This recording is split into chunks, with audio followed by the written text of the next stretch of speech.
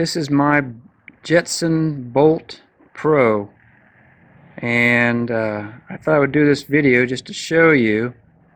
I ended up buying from Jetson Direct one of their refurbished ones, grade B at that, and I paid $225 for this before tax, and it's like new. The only thing that you could even tell showed it might have been used was that right there was scuffed up by a wrench by somebody putting the pedal on. Otherwise, it looks brand spanking new, acts like brand spanking new. $225. That's the cheapest I've seen for an electric bike, and this is definitely a good quality electric bike. It wasn't my first choice when I was looking originally, but I'm glad I got it. It's a lot of fun. My son got one also.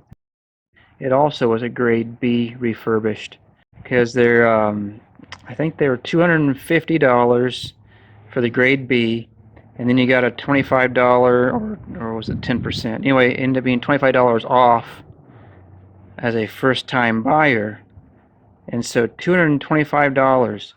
I ended up buying extra warranty since it was refurbished, and I bought shipping insurance, and so my total with tax and everything was $270. That's just amazing. Had the features I was looking for in an electric bike. As you can see, single speed,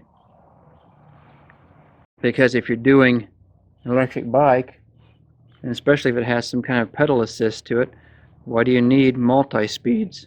There's just no point in that. It's just something else to go wrong. The derailleur or something gets banged up, or the chain comes off and you end up locking up the tire and crashing.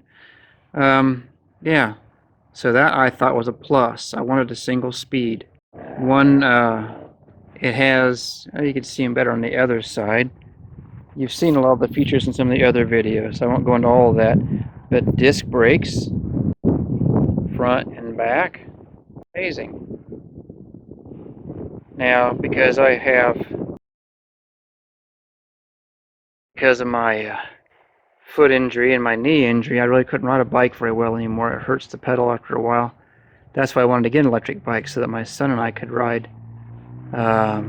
He liked it also, so he has one too, but he does more pedaling than I do. I just do the throttle. And these things, they go plenty fast, and they are a lot of fun to ride. We just love them. We take them out every chance we can now. We've had them for almost a week. We take them out every chance we can. The one warning I will give is, you can see here, the seat is awfully close to the back tire. The bike could have been about 6 inches longer. It would have been better. You have to be real careful. If you just take off and you're sitting back in that seat, you'll pop a wheelie, because there's just too much weight over the back and not enough over the front wheel. And so that's the only problem. I did crash within the first 20 minutes I got the thing. Banged up my leg, but that's okay. And they are just so much fun. Like I said, we take them out every chance we can. And you just lean forward a little bit. I keep the seat down lower than what I would normally have for pedaling, because like I said, I don't pedal. So it's almost like riding a BMX bike is what it amounts to. Plus you lean a little bit forward, and it does just fine.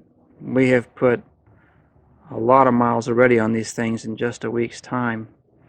When mine came in, the box was kind of beat up, so I wasn't for sure if everything was alright, but there was plenty of packing on all the important pieces, and there was no damage whatsoever. When my son's came in, it had the whole back end of one end of the box was busted open, and the bike was just falling out. And it must have had a heavy impact at that end, because the back rim was pushed up a little bit, and the chain had come off. So we had to loosen the bolts on the nuts on the back here, and slide the tire back and tighten the chain up. But his runs just fine, and his looks even in better shape than mine, even with that beat up box. Now I will say, after a week's time, his headlight failed, which there was no damage to the box in the front, so it wasn't because of the damage as such, but I've heard that there were others who have had problems with their headlights failing. Now Jacob, my son, he's an electronics genius, and so he took apart the headlight, and it had just, a component had just failed. He ended up putting a new headlight in that he made himself. But you ought to go over to his channel. I'll put a link in the description and a card up here too. Go to his channel and see his unboxing. You'll see the chain hanging off his bike when he pulls it out, and it still didn't keep him from just jumping on it and going for a ride around the driveway. They're just so much fun. And he's going to do a video also on replacing the headlight. And he has lots of other neat stuff on his channel. But I can tell you that it's an absolutely no-brainer for $225 plus tax, if you want to do it that way, to get this e-bike. I mean, $225, guys. You can't go wrong. I mean, you've probably already researched and know the features, but I'll go over it again anyway. You have your button here that you push briefly when you're going down the road, and it sets the speed for you. It's cruise control, where you hold it down longer and it turns the headlight on. And you have the usual kill switches on the brakes, so you don't override the brakes with your motor. I bought I don't have it on here, but I bought a phone holder, and then we just use an app on our phones that we already had to show us our speed and show us our distance that we've gone. I don't need their fancy computers that some of the other ones had, because it's right there. You can put it on your phone for free, for crying out loud. Save yourself $600. And like I said, I wanted single speed so that there's no derailleur to have the chain fall off, because my son last year wrecked twice because the chain came off and locked up the gear, locked up the back tire. And it has 350 watt motor, which is, whoa, way plenty powerful for this thing. Top end speed of 15 miles an hour. We're talking about a bicycle. This thing is plenty fast for a bicycle. You won't be thinking I'm going slow. You'll be riding around just having a blast. I tell you, they're great. Battery, so far all the riding we've been doing, the thing just lasts like crazy. I've only had to charge it once so far, and we've gone all over the place. And you can take a look at his video for some more footage, and we did some drone aerial footage also of that one. I don't think you can go wrong.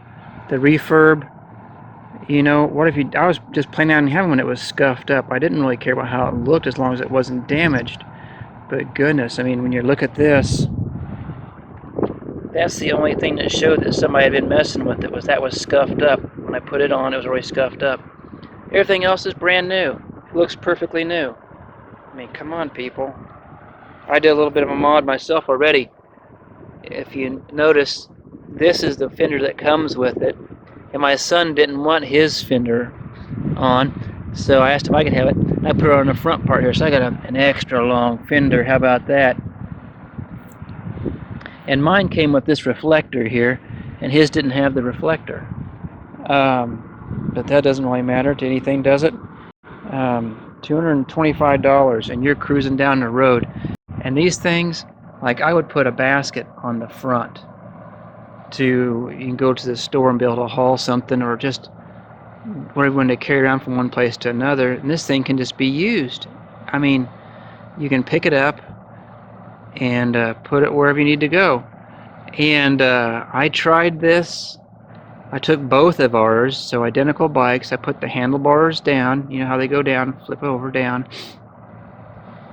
I put both of them in the back of my 2012 Toyota RAV4, and I didn't even have to put the back seat down. They fit into the trunk area in the back of the car, both of them, just upright. I mean, these things are fully portable. I can't think of a car they wouldn't be able to fit into the back of. I had 2 of them in the back of that with room to spare. Just put the handlebars down because I didn't want to scuff up my ceiling. I'm kind of temperamental about my nice RAV4. So, yeah, man, you just can't go wrong with these things. I weigh about 160, and my son probably weighs about 100, and they move us down the road just fine.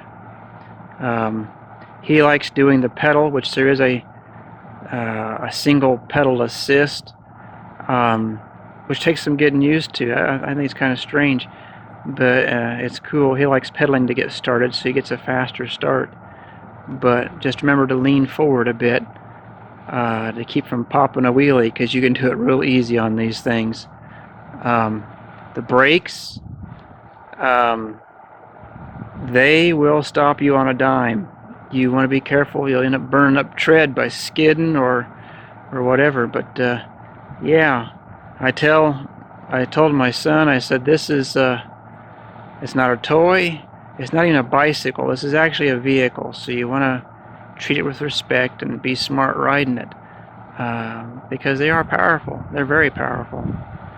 Anyway, hope that's a help to somebody, and I'll try to come back again with another video. Take care. Bye.